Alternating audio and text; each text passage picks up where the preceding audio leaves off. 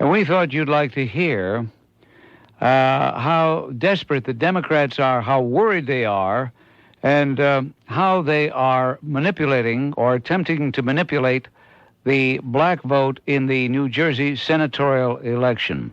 You listen to this commercial on behalf of you-know-who, and I think you'll agree with my characterization of this campaign commercial. Following is a paid political announcement. Racist hate radio. I can't take these screaming savages that African Methodist Church and the church... A talk show hosts spewing lies, inflaming racial tensions, and who shows up as guests on this program? New Jersey Republican candidates. They're using this radio show to do their dirty work. The same Republican Party which sells our young people short by threatening funds for urban schools. The same Republican Party which wants to put killer assault weapons on our streets.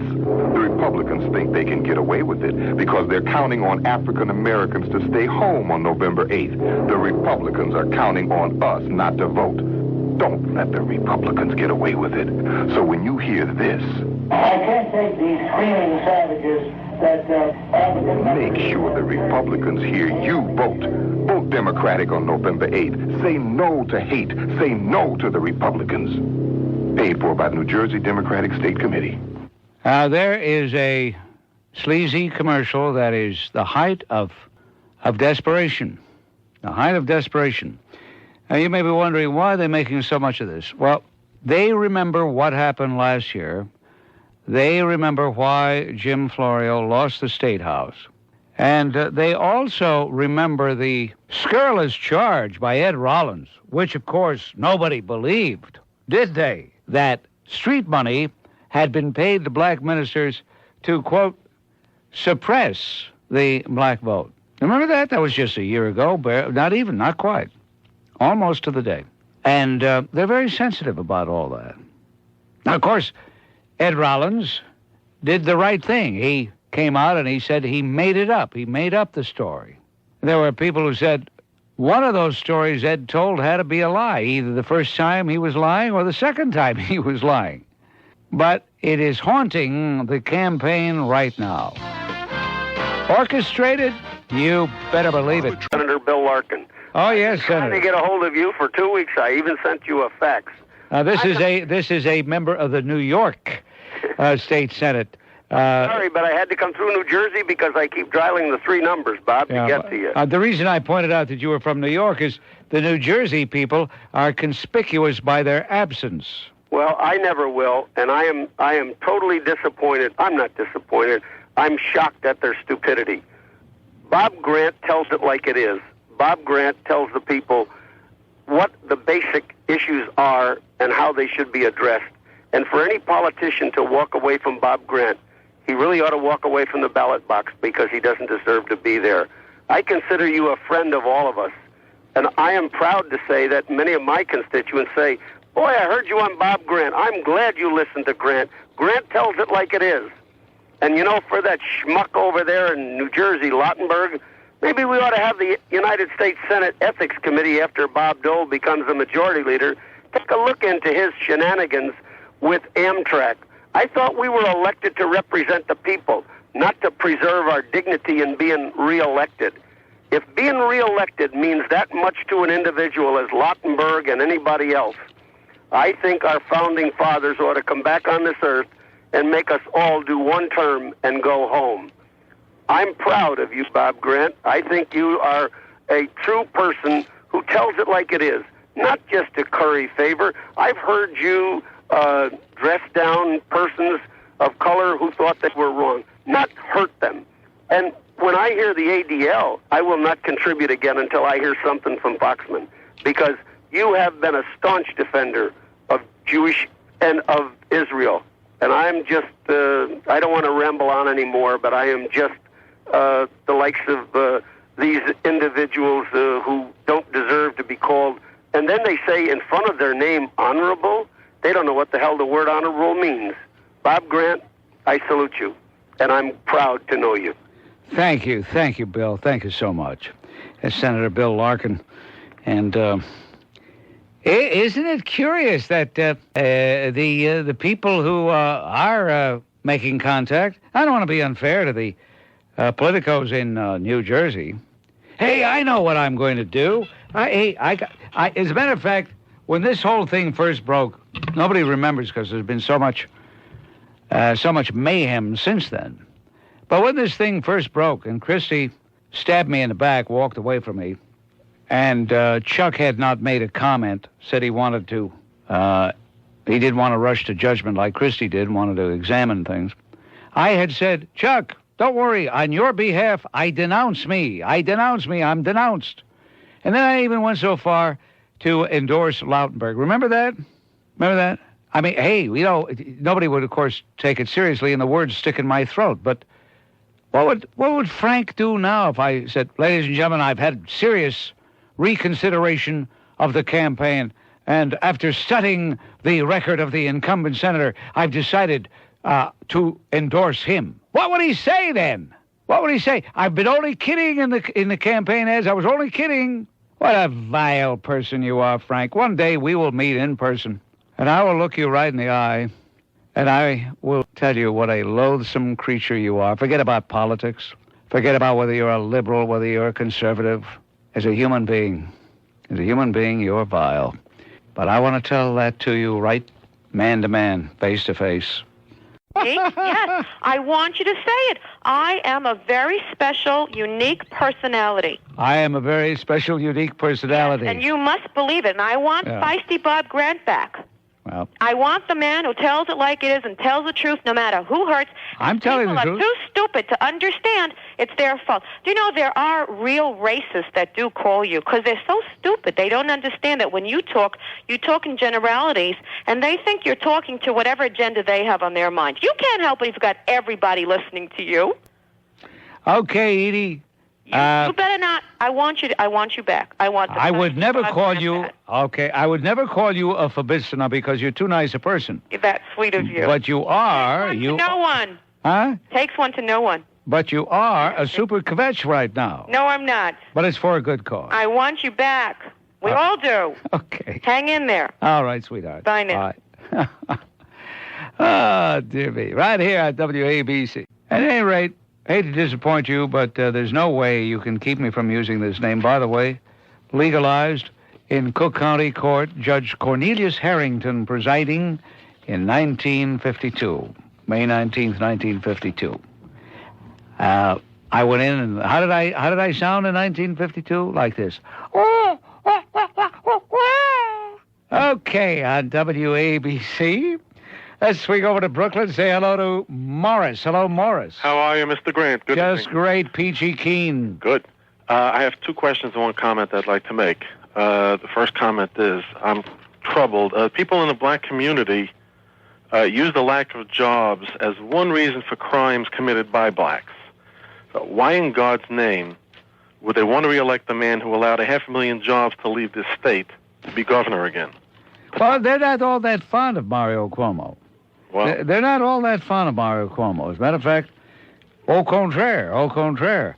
If it hadn't been for the sabotage of Rudy and Golisano and a few other factors, Pataki might have gotten enough of the black vote to offset the otherwise huge chunk that the Democrats would get.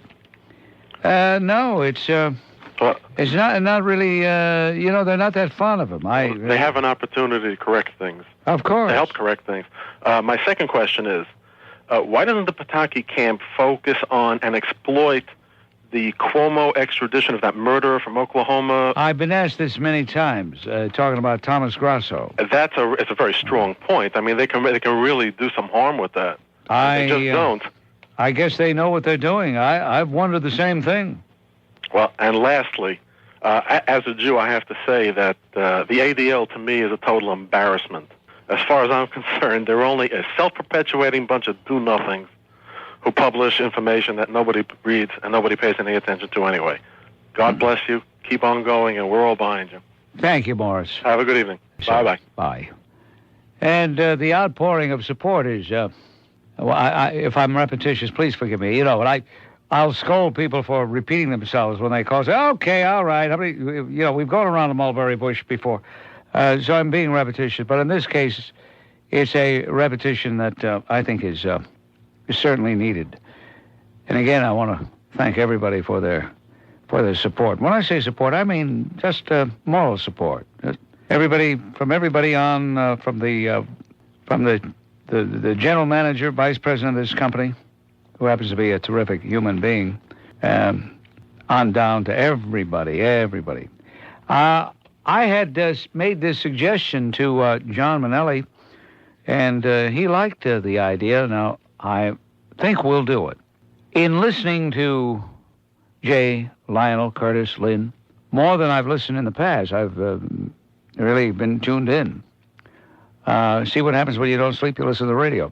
But it occurred to me that you people who make WABC the great radio station it is by virtue of your listening, that maybe it would be edifying, it might be interesting, instructive, and just a lot of fun to hear us all together. And I suggested that on the 10th of November, that's 2 days after Chuckatayan is elected to the United States Senate and George Pataki is elected to the governorship of New York, that Lionel come in, Jay come in, Lynn come in, Curtis come in, and Rush come in. I guess he hurries over to the TV to do his TV program. I don't know if he'd be able to spend much time with us.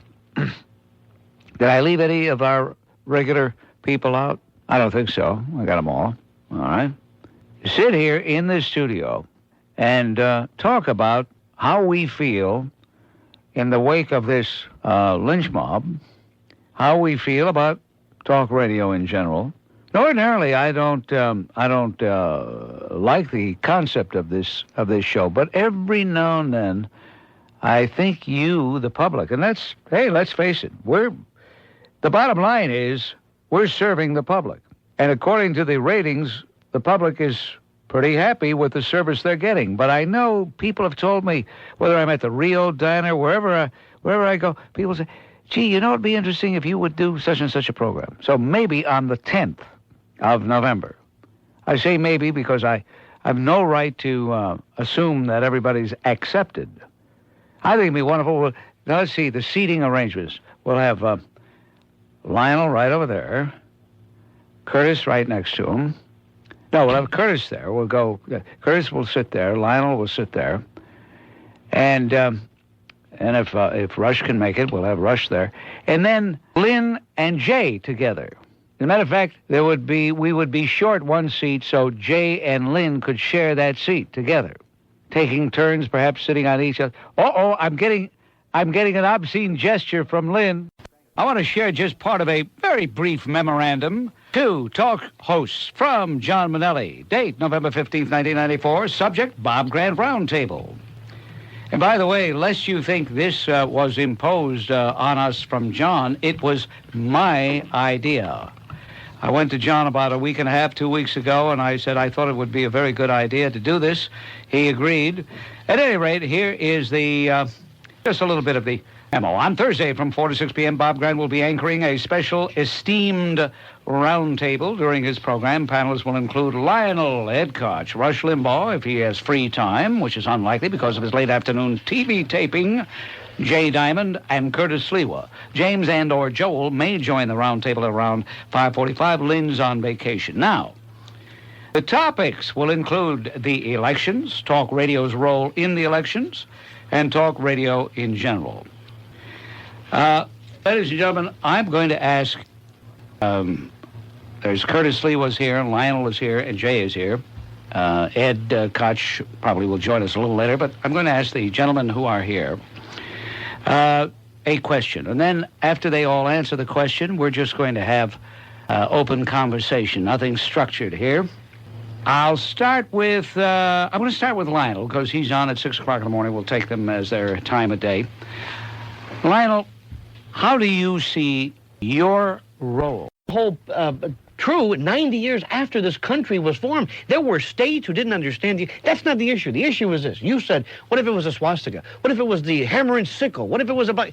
The point is, fine, have a rule that says this is provocative. To penalize, to have some type of tribunal say you have to be punished for expressing an idea, that's where the problem comes Now, the in. great irony is the Supreme Court has ruled, and I think correctly so, You can burn a flag. that you can burn the American flag and you will not be punished, that you are not violating the law. Quite the contrary, you're upholding your First Amendment.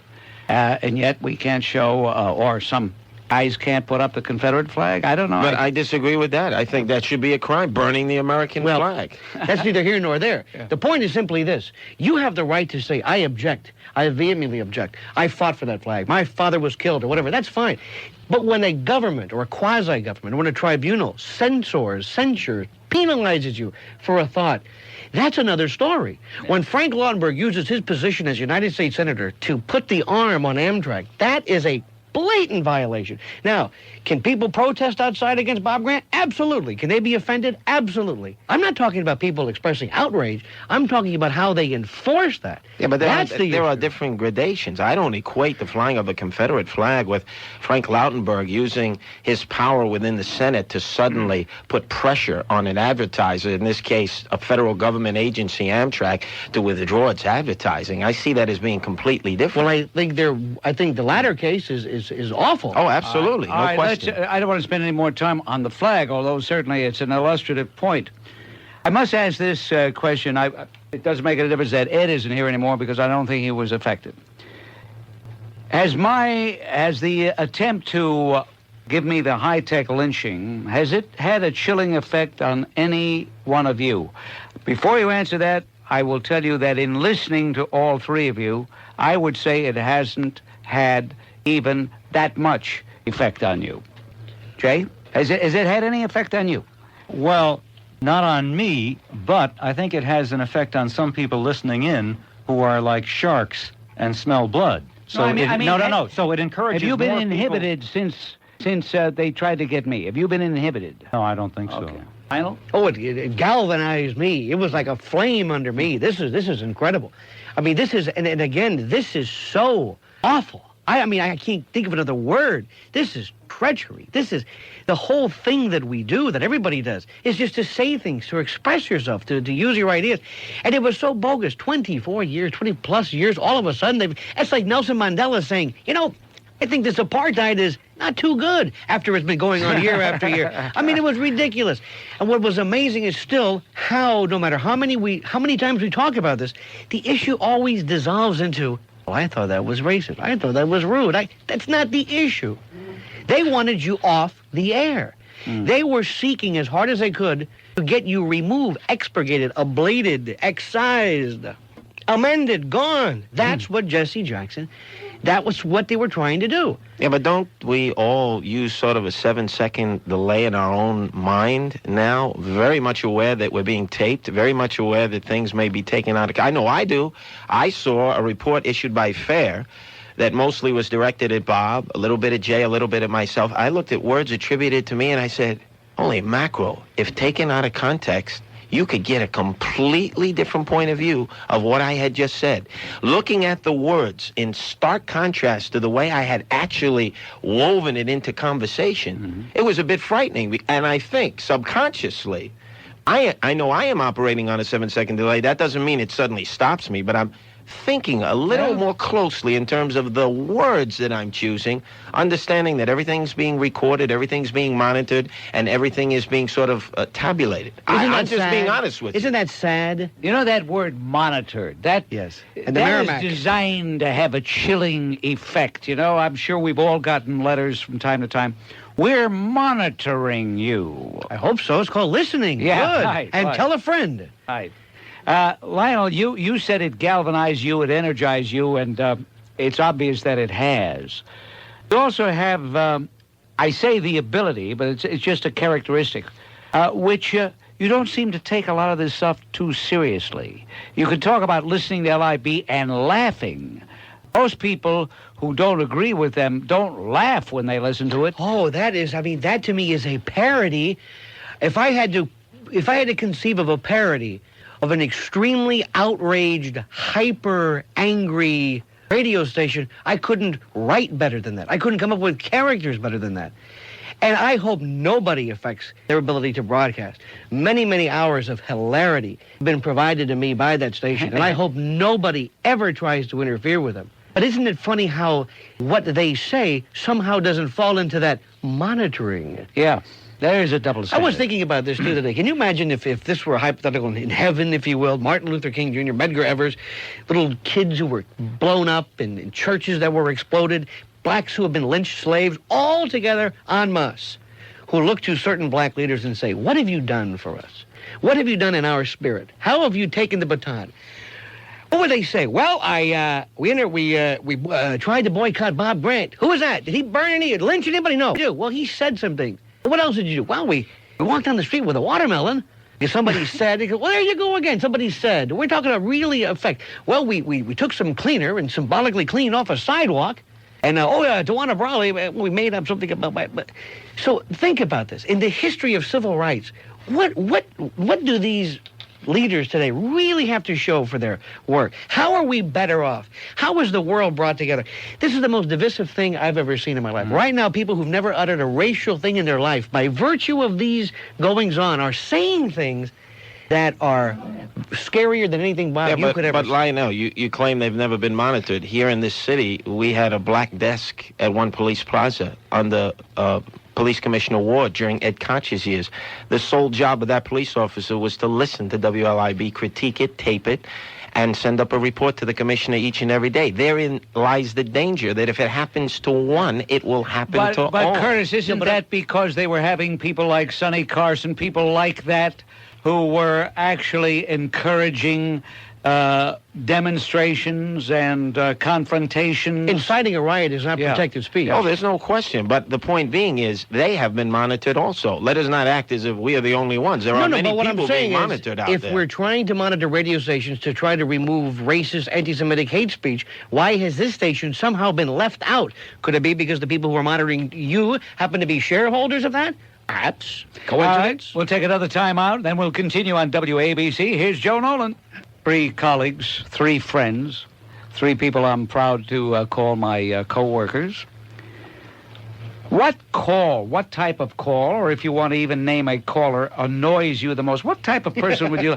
You know, I have a persona non grata list, which hasn't grown much lately, but, you know, there's a couple of people on it.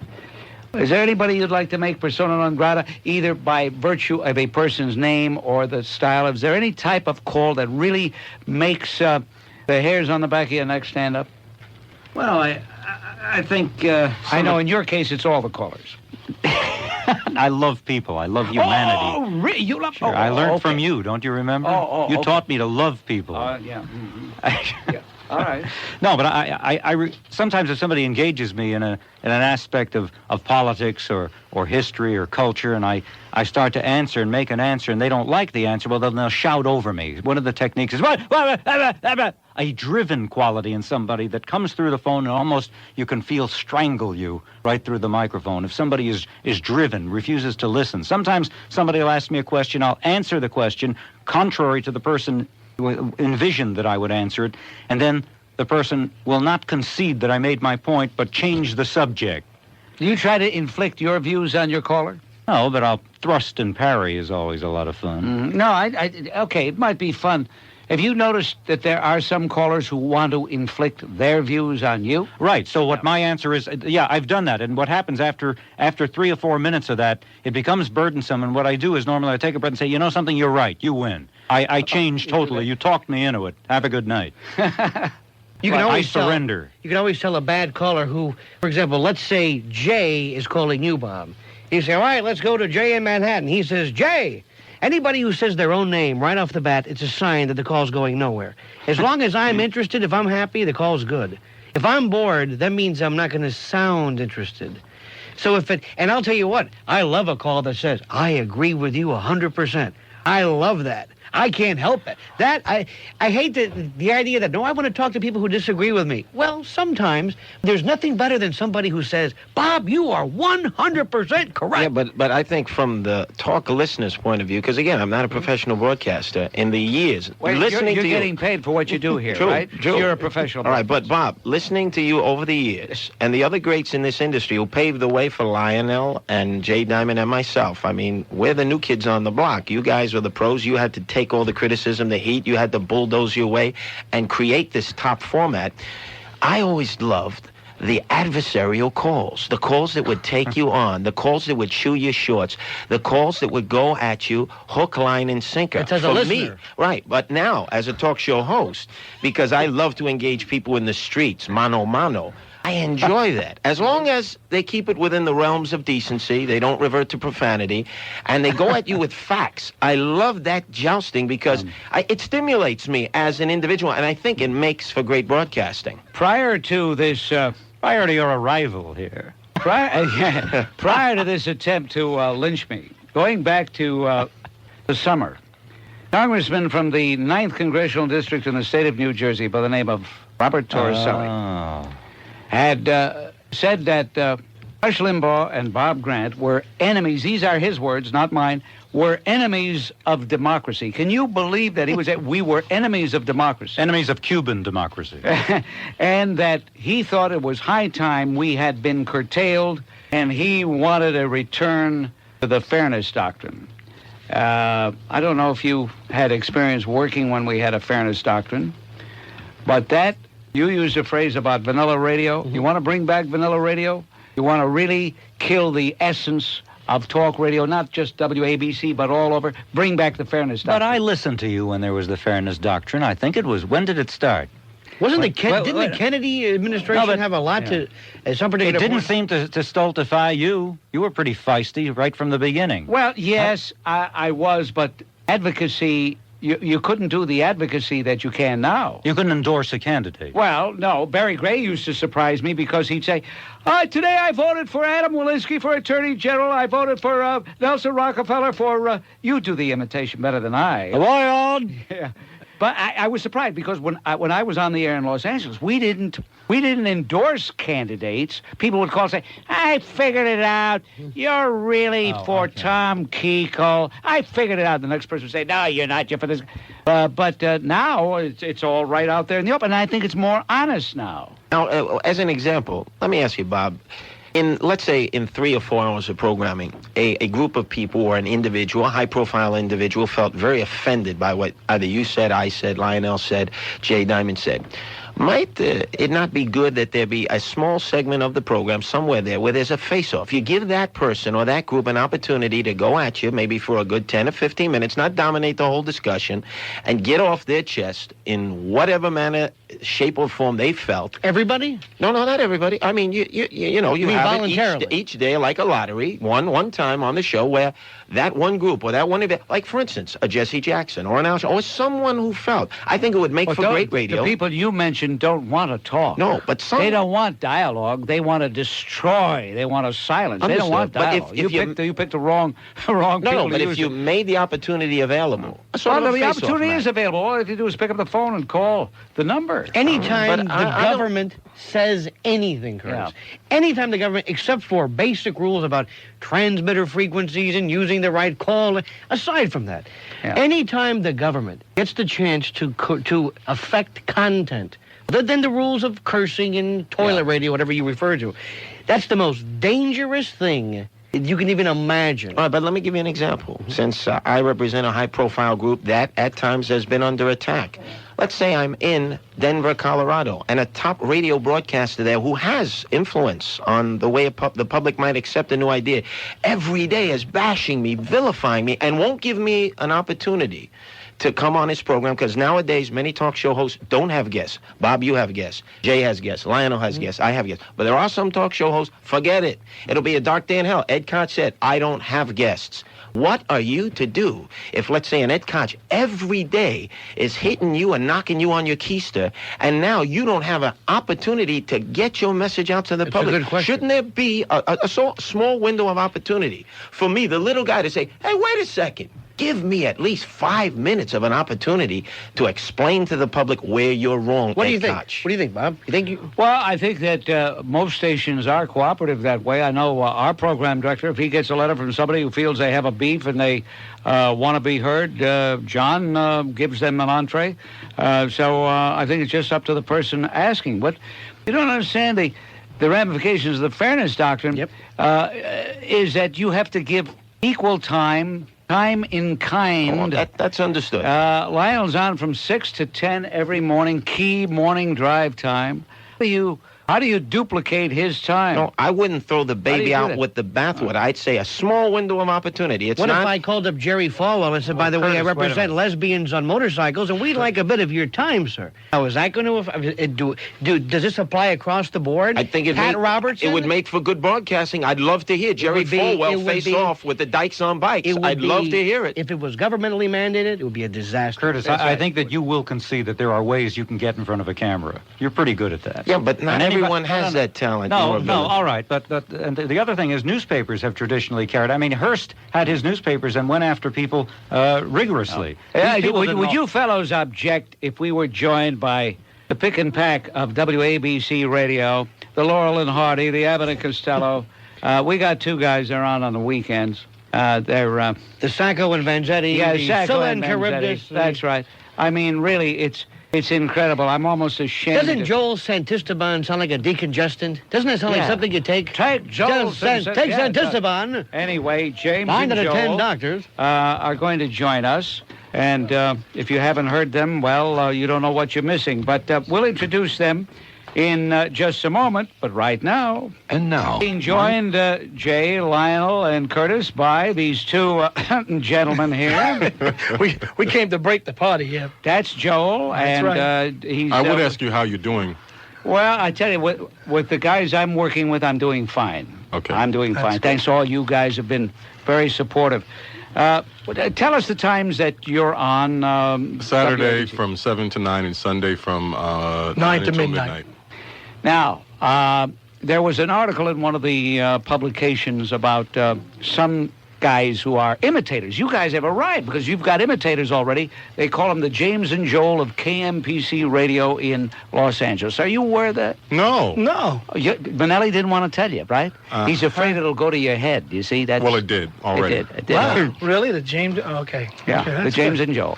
But when you're on the air, who's actually James and who's Joel? Well, this is James, and It depends.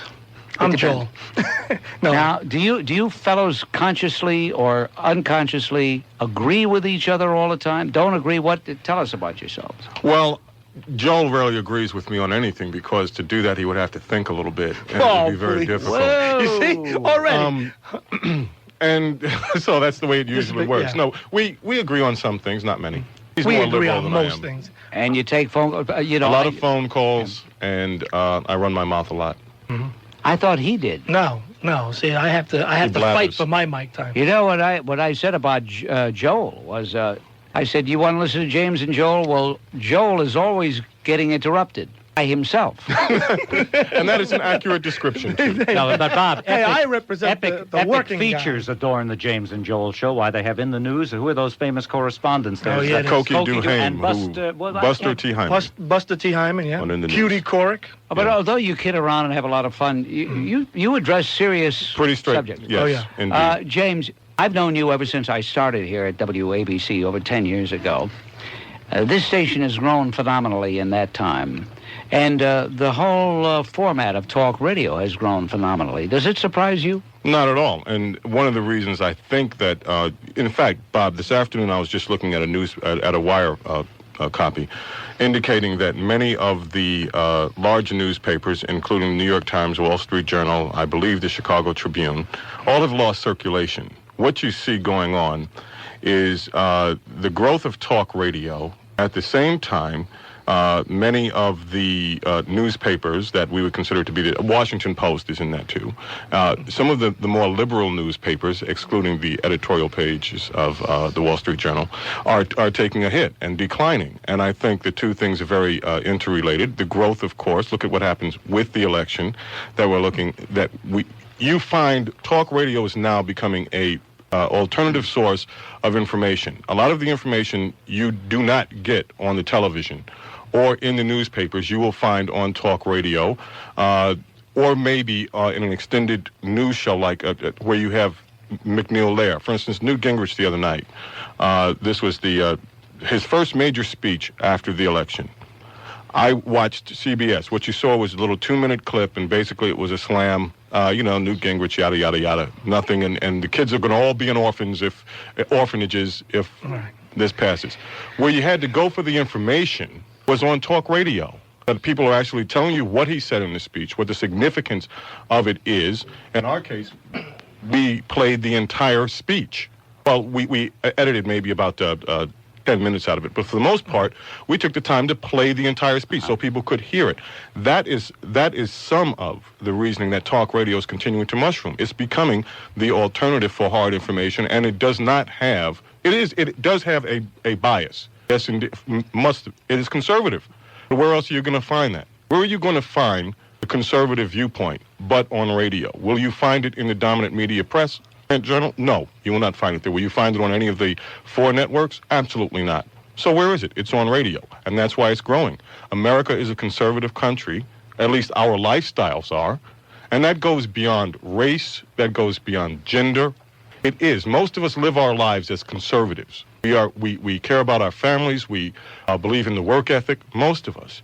And where do you find those values reflected? You're finding them reflected more on radio than you are in the dominant media. So as an African American, James, you don't feel out of step being a conservative? Not at all. No.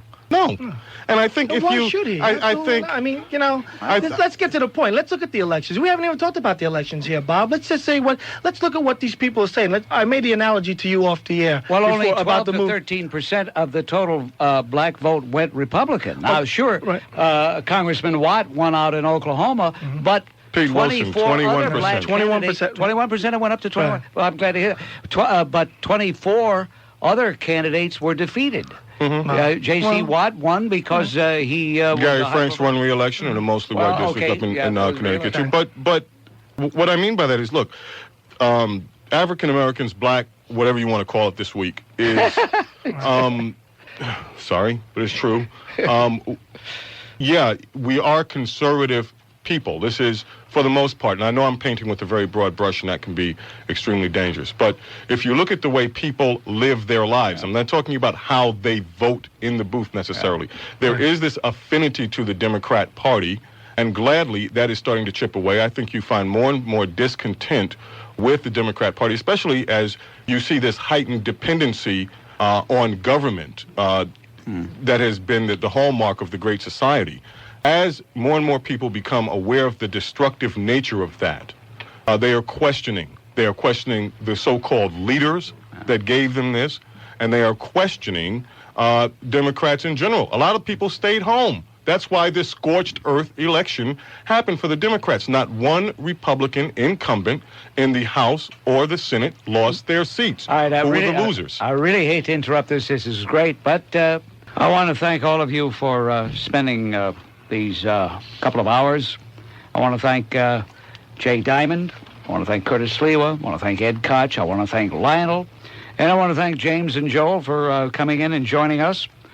And again, I want to thank all of you for you know what. But also, thank you. Thank you for not caving in. Thank you for not saying, the hell with it. Thank you for showing up every day and putting up with this garbage. Thank you for not blowing your brains out, which a lot of people would say, the heck with it. I mean, seriously, we've got to remember, I know you're a tough guy and everybody, but this is my question. There are nights, and I think all of us know this, when you go home after 4 hours on a normal night shift. Yep. Okay. God bless you, Bob. Arbitron's the Governor coming up. AM radio station in New York, Long Island, and the USA. WABC, New York. It's 6 o'clock.